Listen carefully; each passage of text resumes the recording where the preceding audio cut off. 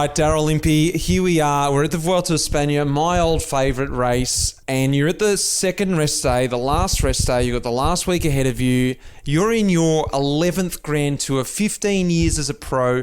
You're at the ripe old age of 37, mate. How does it feel? How's it been over there? How's the old Vuelta going, buddy?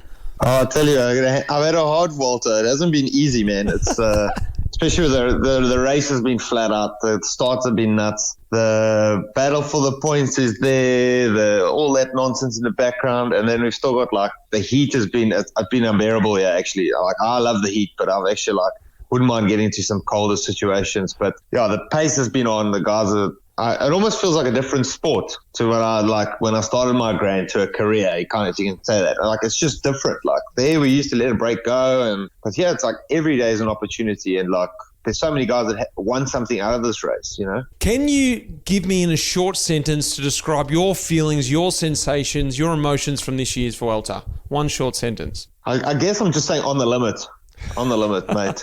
What in many ways.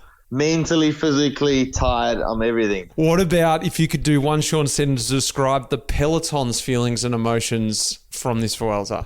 Zero patience with anyone. Really?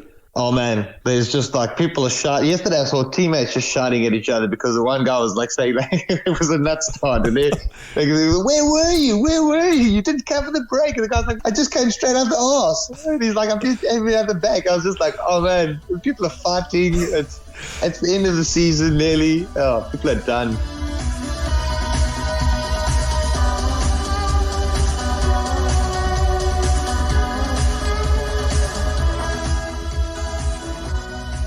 Well, that was just a bit of a snippet from last week's episode that I did on the Vuelta a España. My favourite Grand Tour. I did love that race. It's just finished last week, and we spoke to a few guys there. Luke Plapp, he's on his first Grand Tour. He's an Australian. He hails from Brunswick Cycling Club, my club. He's a neo-pro doing his first Grandy, like I said. Then on the other end of the spectrum, you've got the South African Daryl Impey. Good to hear him back in the mix. He's had a big injury last year, missed the Grand Tour. He also missed the Tour de France this year because of a COVID test right beforehand. So to hear his opinion again also about being back in a Grandy was very interesting. Then, of course, we spoke with our favourite, Luke Durbridge. Great to hear his thoughts, of course. Always a laugh talking to Durbs. But then I thought it was really interesting hearing from Fred Wright. He had the completely different opinion to the rest of the crew about what was going on in the Vuelta. Of course, because he's got golden legs at the moment. If you haven't heard that episode, go back and listen to that. That's last week's episode, talking about the Vuelta, talking about Grand Tours as well, comparing them all three, and just finding out what it's like to ride a Grandy. This is Talking Luft, and I've got the boys back, and it's going to be a Vuelta a España-inspired Talking Luft. This year, we've partnered with Rapha, and they're helping us bring you the podcast. It's been fantastic working with them, and we're on the cusp of the 10th year anniversary of the Women's 100. The Women's 100 is all about celebrating women in cycling and just going the distance together. So on Sunday the 18th, which is actually this Sunday, the challenge is for all women out there to get together and ride 100k in one day. They've set the target on Strava to try and get 100,000 people to take part. It's a global connection. That's what Rapha's about, trying to get everyone around the world to cycle. It's a crazy idea, but I know they're probably going to hit those numbers. That's what I love about it. Speaking of this weekend, I'm also embarking on my challenge, Road to the World Championship. If you didn't know already, the UCI World Cycling Road Championships are up in Wollongong this year in Australia, just south of Sydney. That's about 1,200k from Melbourne, and I thought, well, I'm due to be up there anyway to check it out, hang out with the Rapha crew, do a little bit of alternate commentary. That's something we can speak about a little bit later on. But I thought, why don't I just ride up there? Get in touch again with my own backyard, Australia, take the coast road, the long way up to Wollongong. So that's what I'm doing. I'm heading off this Saturday from Lancefield, where I live. I'm doing it over 5 days. Like I said, it's about 1,200k, so there's going to be some big days in there. If you're Australian, you're listening to this, and you're keen, and you live on the East Coast, you're keen to have a beer with me, you're keen to do a couple of K, you're very welcome to come along and check it out. I'd love to have your company for a little bit, have a coffee, have a beer, whatever it is. I'm going to be recording a podcast on the way about just all the larrikins I run into along the way, whether they're cycling, whether they're not. It's going to be, pub related. It's going to be a lot of kilometers, like I said. Who knows what's going to happen out there? The weather does not look great, so, well, you're going to hear me struggling along the way. That's going to be happening next week. I've got a great podcast already recorded for you next week because I'm going to be on the road when that podcast comes out. Lael Wilcox, that's next week. But now we've got Talking Luft. I'm going to let you sit back and enjoy this one. This is a funny one with the boys from the Vuelta. So guys, enjoy.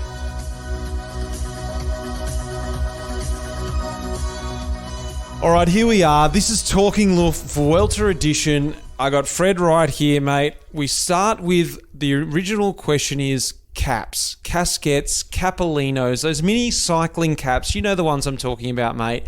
How do you wear yours when you don't have a helmet on, when you're rolling up to sign on now at the Vuelta, you want to look cool? What's your style? How do you wear that mini hat on your head? Do you wear it forwards? Do you wear it backwards? Do you have the brim up? Do you have it brim down? What's your style? I have a tricky problem because I have a rather large head. So not good for Luft, that's for sure. The caps situation is quite difficult, but if I can get one that's a nice size, I'd like to have a bit of height on it with the cap pointing down, I'd say. But it's a forwards difficult with the brim down. Yeah, it's a difficult one. I think back in the day I would have struggled because normally now if I put a cap on under my helmet, my head, I start getting a headache, and I think it's normally because the cap's too tight. It's a common problem. I've actually heard this is George Bennett does the same thing too. He cuts it. He cuts the cap underneath his helmet, releases a bit of the pressure. No, that's what I do in the classics. Yeah, I have to get the scissors and snip the back of it just to release the pressure. What do you do with your cap when you're coming back from sign-on? Do you fling it away to a fan, give it to a little kid? Do you give it away, or you tuck them in your bag when you get back to the bus? Save one for later. I'd always want to give it away, and I know what it sounds a bit hard. You get some sort of slightly stranger-looking older men that sometimes want it, but it's always better to give it to inspire the younger generation, I think. Now, because we've had so much heat in the race, do you prefer racing in the heat, or would you even say now you prefer to race in the rain? I'd take 10 degrees in rain over 40 degrees. Oh, no way. Yeah. You're calling it. Yeah, I think I would. True British man, I'd say, yeah. I'd rather... Oh. I think once you get below 10 degrees in rain, it's horrible, but 10 degrees in rain, I can just handle it a bit better than other people. That's when I start, You're nuts. That's when the body starts working better. All right, Daryl Impey, Talking Luft for Vuelta edition. Mate, when you go to the podium, casquettes, capellinos, how do you wear your cap, mate? When you're going up to sign on, what's your style? Right, we got to wear the ski con cap, so I'm limited in what I can do. So actually, there's 6 more days left in the race. I'm going to actually come with 6 different styles. Right. I'm going to backwards, forwards, casual sunnies, normal sunnies. What are the Sikon caps? Are they just a normal baseball hat? Are they? Yeah, just the trucker cap. So not much we can do. Can't get any luft, can't get any flip of the hat.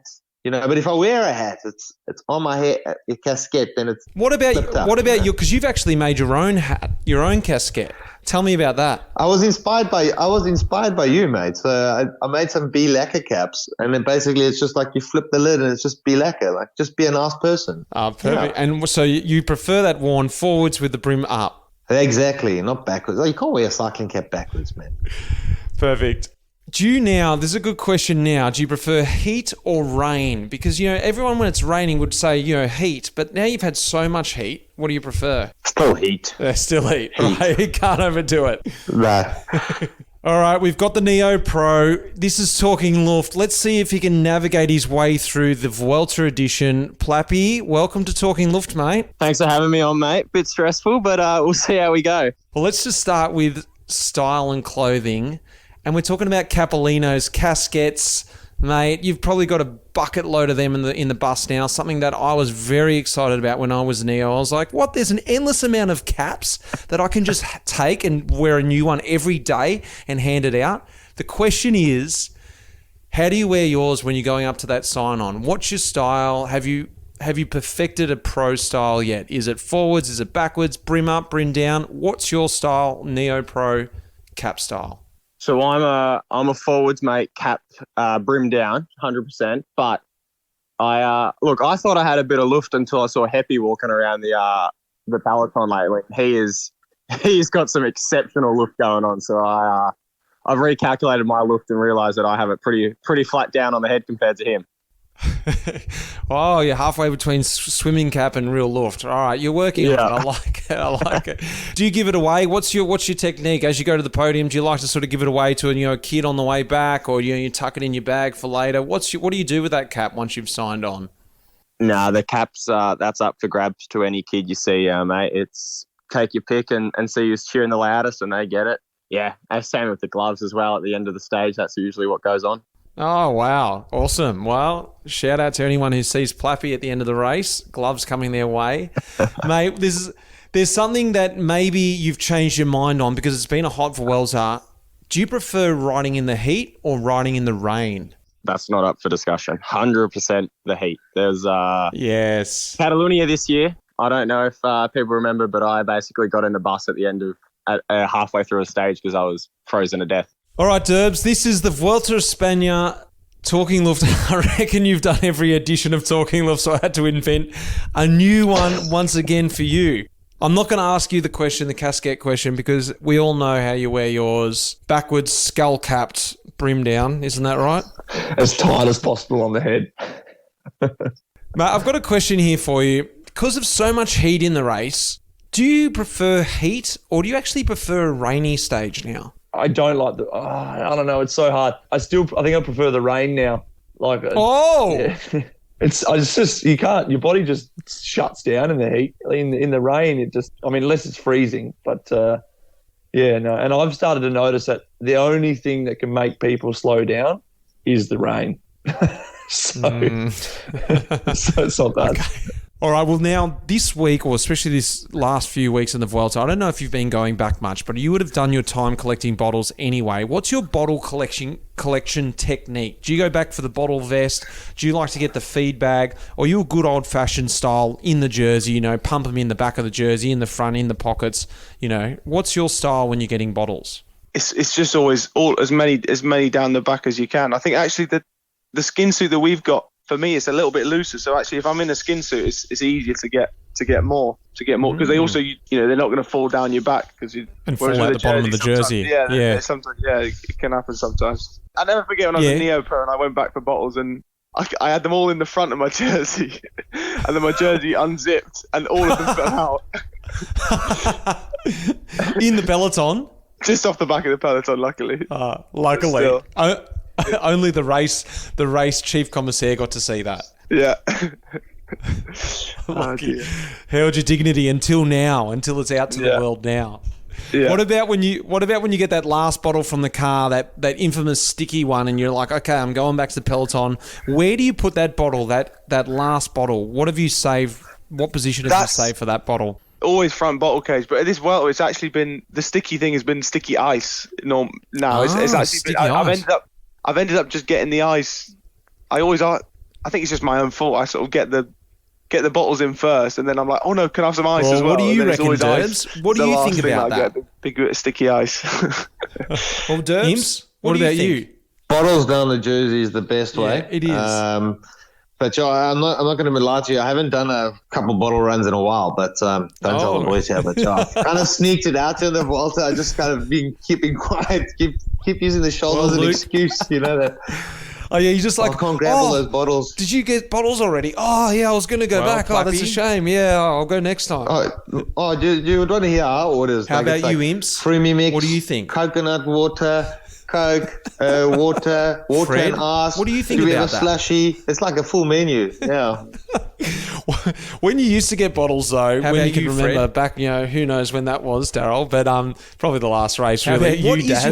Where do you put the last bottle as you get the sling off the car? Daryl, where does that bottle go? What do you think? I always leave one bottle out, and the last bottle is I put it back in my bike. Yes, well done, mate. So one free bottle, and then just easy to go. One bottle cage free, and you take the sling off the car and it goes straight in the cage, and you straighten the bars in your back. Exactly. Well, Plappy, what do you think, mate? This was the first time actually doing it here at the Vuelta. It's been few and far Plappy, between. So it was, what do you think? There's actually a bit of pressure going on the first time. I went a couple up the back of the jersey, a couple in the pockets, and then I was like, shit, I need some more. So I've gone the front, and they all came tumbling out of the front. So that was that wasn't a great first. That wasn't a great debut. And yeah, since then, back of the jersey and in the pockets, and I've avoided the front ever since. Have you perfected the final bottle yet? Once you get the final bottle sling, where does that bottle go? Have you saved a spot for that? At the moment, mate, it stays in the mouth while I go through the Peloton. Mate, something I learned in my first Vuelta, I think. Neil Stevens told me. He looked across and he said, keep that front bottle cage free, Mitch. I was like, why? He goes, you ready? Slung me and he goes, that's where that bottle goes. Bang, straight in, hands back on the bars. Yeah, that's what I need to get into. How about you, Durbo? I'm an old school sort of just in the jersey, but I reluctantly take my hands off or anything like that to put them in the back. So I actually run quite a fair bit in the front. So just like down the front of the jersey. Down the front of the jersey, because that's the quickest way. If I'm getting more than 6, I'll get a musette. And just chuck the musette, like 2 down the front, a musette over the shoulder. We don't actually have bottle vests. Maybe that's why. For me to get a bottle vest on is just I don't like being in the cars, and when you go on 70 or whatever, it's like just give me them quickly and then I'll sort it out later. So yeah, I just chuck 3 down the front because normally my pockets are full of food, so I can't really get a bottle in there. So 3 down the front, maybe 2 at the back. If I'm getting more than 6, like I said, use a musette. Where does your last bottle go? As you get that sling off the car, the last one, where's that going? Well, lately it just goes on my head. So it's freezing cold water. And as I launch off, and then I go through the bunch and generally spray my teammates if they need some cold water.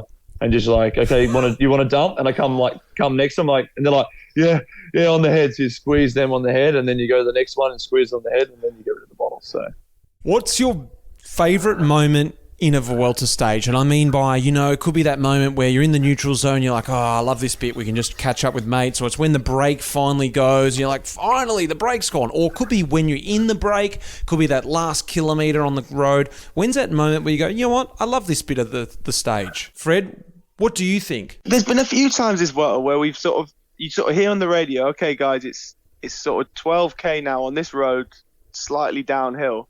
And there's been a few times where we've been just going slightly downhill on just, there's no corners to worry about. You're flying along in a bunch, and you don't have to pedal. You can just float. And I think there's been a couple of moments like that as well, and they've been the best. What about on the flip side? What's the worst moment in a Vuelta stage?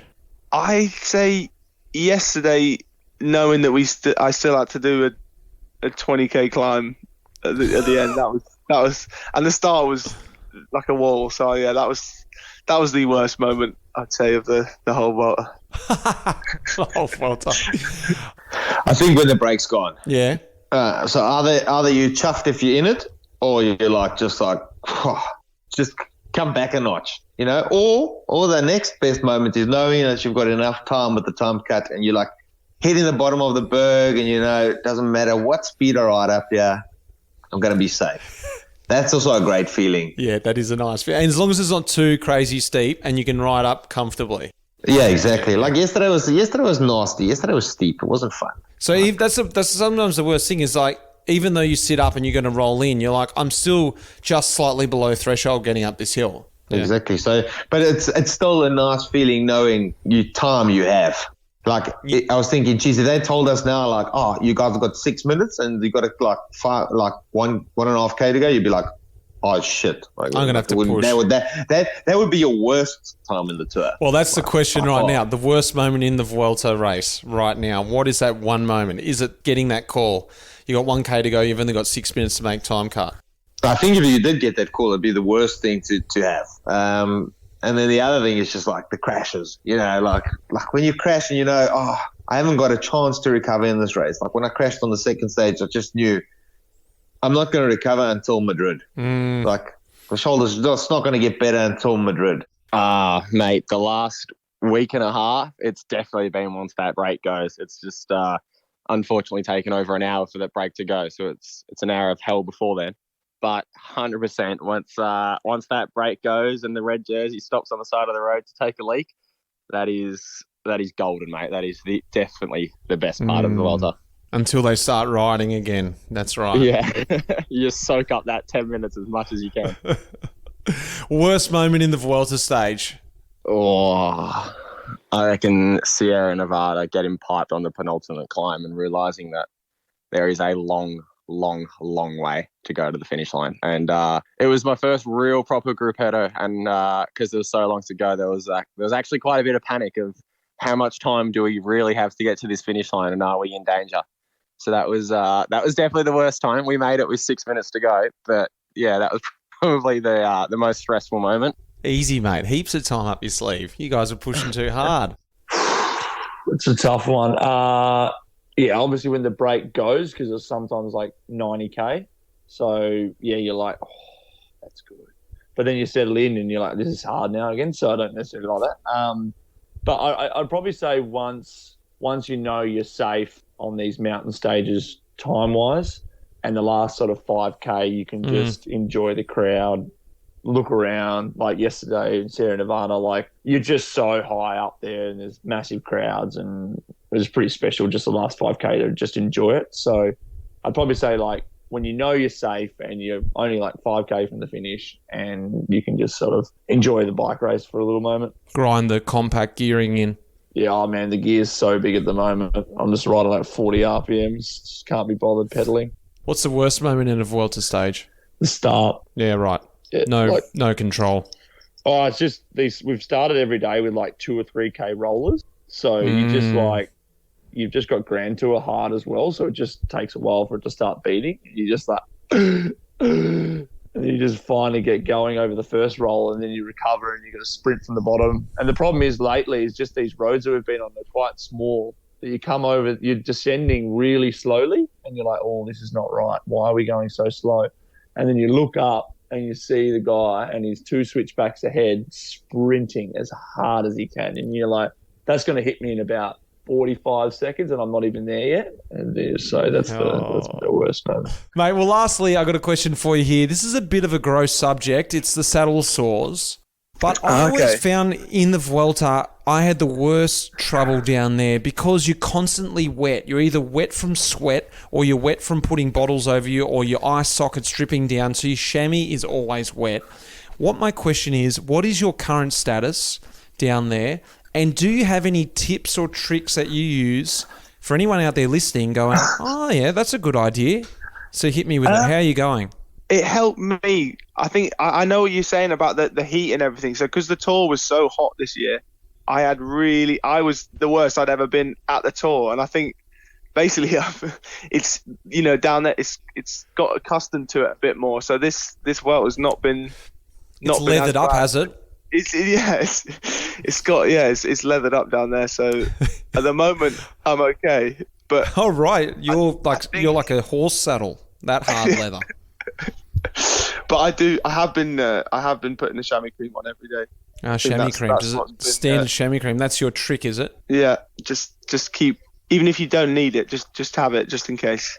Remember those things? I don't know if you ever remember them. Second skins. People used to actually stick like another skin down there. Oh, jeez. Oh, that'll rip off a couple other things as well when the tank comes off. What's your current? It's like a full on wax afterwards. It's like, come home, your missus is like, what did you do there? Were you really racing? Yeah. What's your current situation, and what's your tricks to the trade for anyone listening out there? I could do with a new gooch, that's for sure. I've actually just discovered late in my career there's like a numbing cream, so you can get like a numbing cream, right, that you can put on. And I was like, that's actually worked a bit. Like I still feel like, obviously I still feel the saddle sore and I still feel like it's a little bit raw there and things like that. But like a little bit of numbing cream on top of that, and it's actually like, wow, a little bit of a game changer to me. Like, yeah. Oh, brilliant. I didn't know about the numbing cream. It's almost like one of those things, though. It's like, well, you should sort of be feeling the pain because it's supposed to be stopping you, isn't it? Well, that's the thing. It's like kind of it's like, I think you can do some serious damage. So like I'm a little bit weary. But yeah, I think as well, you got to ride like new nicks, like, change them out every 4 or 5 days, because it's like the Grand Tour, they wash it and then they tumble dry it or whatever. It's just never the same again. No, I might have to chat to you off the phone, mate, and I can get some tips and tricks off you, because I haven't got any. But it's not great. I think swapping between the time trial bike and the road bike, that was what got me a bit, just the different saddle. But yeah, look, it's that's definitely one of the things that the Vuelta is going to leave me with, and I'll be looking forward to off season to rectify the situation down there and iron it out a bit. But no, I've definitely got a few. Current status is it's a bit like Gallipoli down there. Gallipoli, he said. It's not great. So same thing. It's always wet. So that's the issue. So no, I've got a bit of a situation coming on, but it's manageable. So it's hurting, but it's like, just cream on it each night. Just trying to go back to bib shorts. I think the problem is we always wear skin suits these days, and they just ride up, and they're just not as comfortable as bib shorts. So I've just gone back to Nixon jerseys. Seems to be helping. It's not dire straits, but it's just like you said. I think it's just because your chamois is just constantly wet. But anyway, it's manageable. It's not the worst I've ever had. So, but yeah, every morning takes sort of about half an hour to warm it up, and then we're okay for the day. Do you get your wife to come and visit you at Grand Tours? I used to, until we had 3 kids, and it was way more hectic. But they came up to Utrecht actually. So if we get the chance to do it, hey man, I love it. I love having the family at the races and love seeing the kids. So, and I think it's important for them also to see what I do, except Utrecht wasn't a great place to do it. It was actually really tough for me, mate, to be honest, because I crashed and then I knew I had to get to the bus, get changed and get fixed up. But then I knew they were waiting outside the bus because they needed to see me, and then like I came outside and the kids were just crying in my arms, and that was tough. That was super tough for me. So like, and I knew the team wanted to go, but I was like, man, I know I have to get outside the bus. So having them there was tough, but it was it's still awesome to have them there and to see them. I don't summon her, but she does come. Yeah, sometimes. Do you allow her to come and see you? No. My wife does come to a lot of the rest days, but she hasn't this Grand Tour because she's got family over. But yeah, Lara seems to find it fun to go and find all these different random locations to come visit. So I always enjoy it, and it's a really good switch off time. Yeah, what do you like about it? You get to enjoy it, switch off? Yeah, it's good. Like, I mean, just a bit of normality. You sort of feel like you start again a new race, and that's the hardest thing about Grand Tours. As you know, Mitch, you're just away from your family, and like it gets long in the end, so by the end of the time here, it'll be a month because we got in so early this time. So he just sort of wears you down. So just a little refresh for both of them, for both of you, they miss you too. So it's actually really nice. So as much as they can, and if it's convenient, then sure. What don't you like about it? Sometimes if you are completely broken, like logistics can wear you down in terms of like getting back from training, and then you got to get a massage, and then like the rest day before, I had lots of meetings on that rest day for some reason, and there was actually just no time, and I would hate to not be present. So that's sometimes the only unfortunate thing about it. All right, well, I've got a scenario for you. It's been a hot, tough day. It's again another long transfer to the hotel. It's a Vuelta scenario. You're over it. And when the director sportif asks who's going to jump in the car to save some time to get massages started, you start to hide in the bus. Knowing 9 times out of 10, you don't save that much time at all. Tomorrow's a big day for you. It's a stage that you've earmarked from the start of the race. This time, the bus is actually much slower and you arrive really late to the hotel. The director wants you to get a massage before dinner. It's the last thing you can be bothered with. All you want to do is eat, get horizontal and switch off. It's frowned upon to eat and have massage after dinner. It's also seen as unprofessional to simply ditch the massage altogether, especially knowing you want to raise your hand in the bus the next day in the team meeting and say you're up for the stage.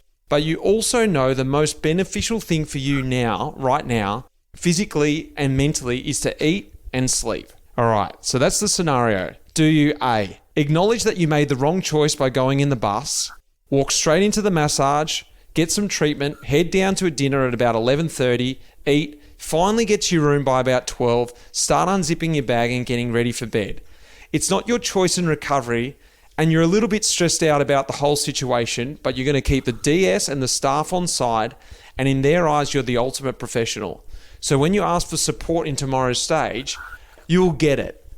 But your recovery, mentally and physically, hasn't been really great. That's option A. Option B, you ditch the massage. You're like, that's it. Head straight to dinner, go straight to bed, and get a good night's rest, not stressing about it all. You have somewhat pissed off the DS, who told you to go in the car and save time in order for you to have enough time for massage and dinner. You also piss off some of your teammates because you eat without them and just leave and then go to bed.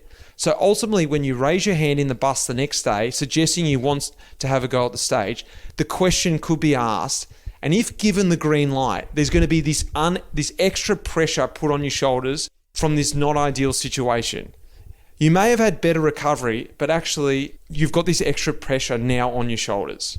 Now, option C, the last option, you go via your soignier's room. You say to him, mate, I can't be bothered getting a massage. I just want to chill. So he can cover your ass if anyone comes in asking where you are. You take some time back in your room, unpacking and relaxing. You head down to dinner at the appropriate time, post-massage. Eat dinner with your teammates and no one is the wiser. You hit the sack. The following day, everything is lined up for a good day. Recovery was good. No one was annoyed, as long as no one finds out about your little scheme you crafted up with your trusted soigneur. A, B, or C? C. C for sure. Why? So you got to trust your soigneur is not going to dob you into the DS. No, because I think that I've got a good relationship with my soigneur that I can probably just say, listen, mate, come on. I'm just poked. And, he also probably pretty happy. He has a day off. So it's a win-win. It's a win-win. I think for me, that's a win-win because I'm still with the boys because I get the fact that you got to you want the team to be behind you. So you want to have breakfast or dinner together and you want to get some camaraderie and, and kind of get the boys motivated for the next day. So I wouldn't want to miss out on dinner time, but then I'd be like, okay, the massage, okay, cool. I can miss out on that. It's not the deal breaker, for me. But you do acknowledge that if you do skip it, sometimes it can be viewed as, especially if you want to have that day tomorrow, it's like, oh, you're just going to skip massage, are you, mate? You just, and you want to have a go tomorrow's stage. Yeah, right. You can feel that angle, can't you? Yeah, but then you got to have some fig jam, Yeah, that's right. Faith in your own self. That's right. A, B, or C, Devo? Well, I've never met a director to actually keep check on who gets a massage or not. Yeah, but if you go in the bus, the team meeting, and your director goes to you specifically didn't get in the car, he knows you didn't, so you missed your massage, and then the next day you're like, actually, can I have a go on this stage? He's like, oh, yeah, right. The guy who didn't want to recover properly, yeah, sure, mate. I just like the option of hiding on the bus. I always thought you were going to tell me which compartments to hide into. If this is the team that I'm on, that I have a director who's scared about me getting massages or not, I definitely am not getting in the car. So I'm going to take, and I like to eat with my teammates. So I'm going to do the little ski with the masseuse. And I'm going to go. You're laying. I'm going to go. And you're laying all your faith in your swanee that he's not going to dob you in when the pressure comes on. My swanee is Sandra, and she wouldn't do that to me. So she would be fine with that. She'd be a little Irish lady. She'd be fine. So I'm going to go C. Scheme. I'm going to go the scheme. Yeah, right. Oh, great, mate. Well, thanks for being on Talking Luft today, mate, and I'll leave you with it. You've got a tough week ahead. Here we go.